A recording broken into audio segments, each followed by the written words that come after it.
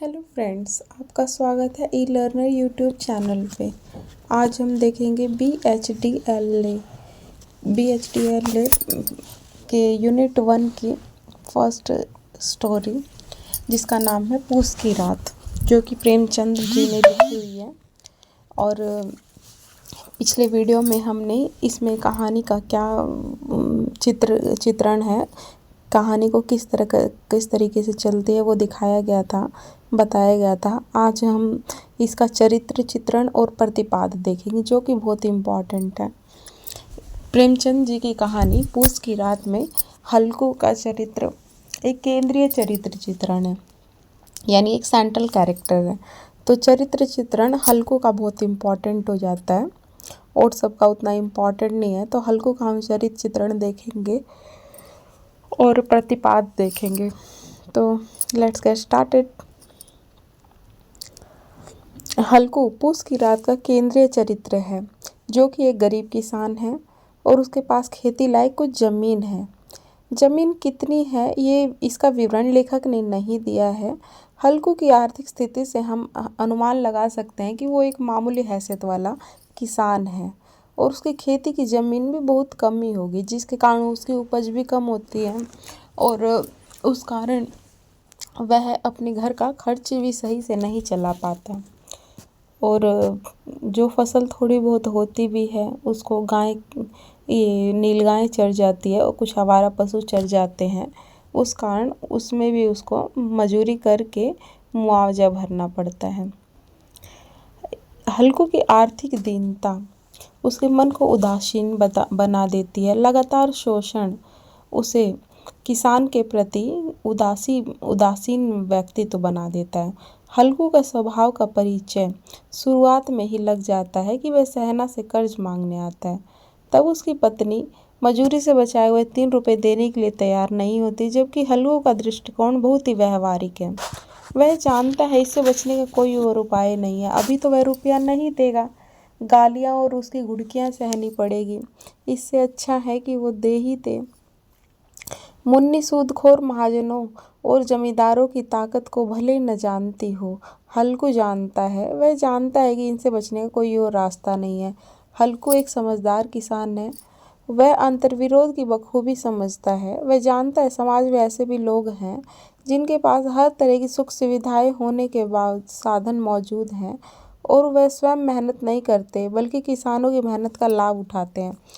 हल्कू इस कारण सहे जाने में असमर्थ है। वह तकदीर को बखूबी समझता है और दूसरों की मेहनत की कैसे लोग दूसरों की मेहनत पे मज़े करते हैं, और वह खुद को बहुत ही भाग्यशाली समझता है कि उसका शोषण अभी भले ही हो रहा हो, कम से कम वह भूखा तो नहीं रह पाता। हल्कू की यही मानसिकता उसके सारे व्यवहार से व्यक्त होती है। वह खेत की उपज को भले ही देखभाल करके आया था, बल्कि उसका एक कुत्ता था और हृदय की उसकी मानवीयता और पवित्रता को व्यक्त करता है। प्रेमचंद जी ने स्वयं कहानी में लिखा है, गरीबी ने हल्कू की आत्मा को आहत नहीं किया, इसलिए उसने सर्दी से बचने के लिए जितना ज़्यादा चिंतित है, उतना जबरा को लेके भी चिंतित है कि वह खुद तो ठंड झेल ही रहा है, साथ साथ उसका कुत्ता भी जबरा ठंड झेल रहा है। और इस कारण आप देख सकते हैं, बस इतना ही है इसमें। और इसके कारण मानसिकता केवल हल्कू की ही उजागर होती है कि वो किस तरीके से मेहनतकश उसकी मानसिकता बन जाती है। हल्कू का चरित्र एक वर्गीय चरित्र बन जाता है। आते हैं हम इसके प्रतिपाद पे। इसमें प्रतिपाद बहुत इम्पॉर्टेंट हो जाता है फ्रेंड्स, देख सकते हैं आप। प्रतिपाद है इधर 1.9 में। लेखक जब किसी उद्देश्य से प्रेरित होकर किसी लेखन की रचना करता है और वह प्रतिपाद कहानी का प्रतिपाद कहलाता है। यानी कोई लेखक जब किसी उद्देश्य से प्रेरित होता है कि उसका कोई एक स्पेसिफिक रीज़न हो, तो उस कारण वह उस रचना की रचना करता है। यानी उस किसी भी स्टोरी या उपन्यास या कुछ भी व्यंग निबंध हो या कुछ भी हो, उसकी रचना करता है तो वो कहानी का प्रतिपाद कहलाता है। पूस की रात की कहानी को आपने ध्यानपूर्वक पढ़ा होगा। आपने अब तक की कहानी का जो विश्लेषण पढ़ा है उससे स्पष्ट हो गया है कि प्रेमचंद कहानी के माध्यम से क्या कहना चाहते हैं। यहाँ पे उन्हीं की बातों को पुनः यहाँ प्रस्तुत करेंगे। यह कहानी चौथे दशक के दौरान लिखी गई है। उस समय भारत पराधीन था। यहाँ की जनता स्वतंत्रता प्राप्ति के लिए संघर्ष कर रही थी। इस संघर्ष में किसान और मजदूर जनता शामिल थे। किसान सिर्फ से देश की स्वतंत्रता के लिए संघर्ष नहीं कर रहे थे, वरन अपने अधिकारों के लिए भी संघर्ष कर रहे थे। उस समय ज़माने में जमींदारी प्रथा थी। किसानों को अपनी उपज का बड़ा भाग लगान के रूप में मालगुजारी में चुकाना पड़ता था और जीवन यापन करने के लिए महाजनों और जमींदारों का से ऋण लेना पड़ता था। चूँकि अधिकांश किसान जनता अशिक्षित थी, इसलिए जमींदार और महाजन कर्ज पर मनमाना ब्याज वसूलते थे। एक बार कोई किसान कर्ज के चक्कर में फंस जाता तो वह आसानी से नहीं छूट पाता था।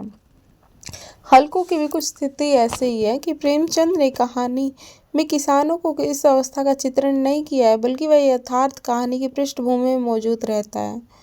और असली सवाल इसी के बाद पैदा होता है कि शोषण चक्र में वह कितना फंसा हुआ है और वो करे तो करे क्या। व्यक्ति उज्जवल भविष्य की आशा से कष्ट सहता है। उसे भरोसा रहता है कि आज नहीं तो कल वह जरूर दुखों से मुक्त होगा। हल्कू के जीवन की भी यही आशा रही है। वह सोचता है कि मेहनत करने वाले भूखे मरते हैं, उसकी मेहनत को छीनने वाले मौज करते हैं।